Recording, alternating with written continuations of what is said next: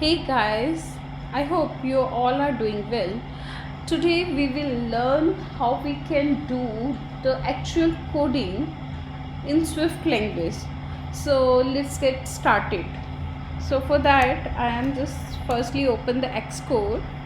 So in Xcode we need to select the option get started with the playground. So after when I click on that, you will see a template is open for a new playground. So I choose the blank playground file. I click on next and then I create the file. So here you will see my playground. So the thing is that right now I'm not taking the complete Xcode project. It's just that to learn the basic how we can write the project in simple Swift language. So it's better to have it's a very good practice to use the playground files rather than to use the complete Xcode files. Eventually when you had a good practice on the playground, then you will start to execute the projects on the complete Xcode. Okay, so if you will see here we have some things that are coming by default from the Apple side.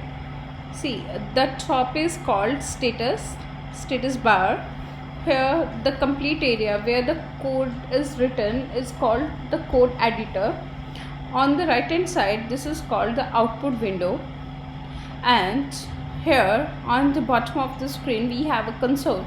So right now in this tutorial I'm not focusing on the output window, and just consider the main console that I was having on the bottom of the screen. So now I'm going to explain what is the UI kit. So UI kit basically is a library that is given by the Apple.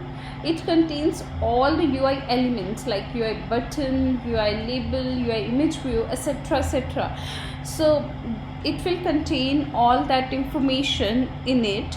So import is a keyword that is used to include the UI kit library in the project. So that is how the syntax is. So you have to write in this fashion only if you want to include the UI kit in your Swift project. After that you will see here we have a where str hello playground. So where is the short form for a variable. So variable is like str is any variable that we can use to assign some value. Hello keyword is the value that we are assigning to our variable.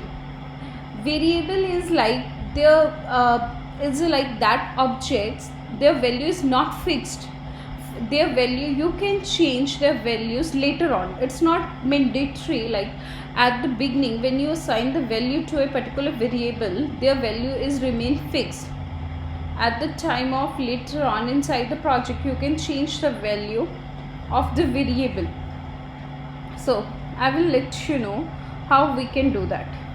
So like see right now if I am printing the simple my variable value, you will see on the console it's printing you hello playground.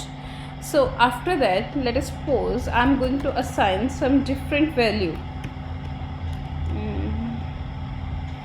So assign new value. So if I click the run here, then you will see on my console the value is remain same. It's not assigning the new value because we are printing the value before we assigning the new value. So if I print str right here, then you will see right now it's giving you the new value. So the thing is you can change the value of the variable anytime because their value is not fixed. Now I am going to explain the term comment. So to represent the comment you need to include the 2 forward slashes, and after that you can write anything in that, like this is a comment. So if you run on that, you will not getting any kind of issues, because if you putting this forward slashes, it will consider that term is a it's like a note, it's like a remarks. It's not like the code is not compiling that line. It's a very good practice to include the comments inside your code, because even later on, if you are working on some another module and later on you want to see what changes you made in the project, so by reading the comments you can have a very good idea. Even if you are working with a team, you have a number of developers that are working inside a single project. So if anybody is to make any changes in the project, so by reading the comments, the other developer is easy to grab, like what the other developer make some changes inside the code. So that is very good practice to include the comments in the code. So now after that, I'm going to explain the term constant. So to include the constant, we have a different keyword. Even the constant is whose value can never be changed. At the time of the beginning, at the time of the initialize, what value you are assigning to the constant, their value is not going to change entire application. So we'll see. For that you need to use let keyword. So let us suppose okay, I'm just giving the name con and constant value.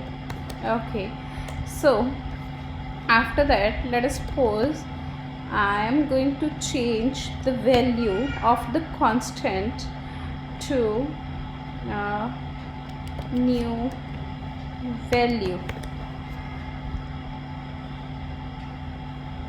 See, you will see it's giving you the error like cannot assign to value con is a let constant.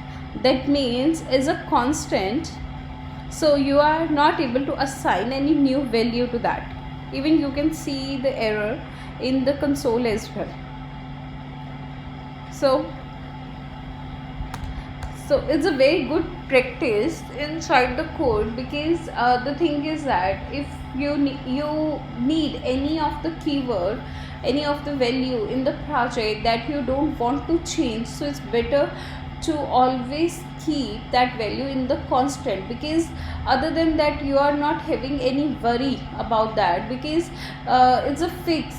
Their value is not going to change in the project. If their value is going to change, by default you are assigning any another value to that constant, so it's giving you the error. So it's a very good practice to always use the constant if we are having a fixed value. That value is not going to change. So that is like in this video, this is like you are having a knowledge about the comments, a variable, constant. But and now in my next video I will explain what is the data types. So I will explain all those things in my next video.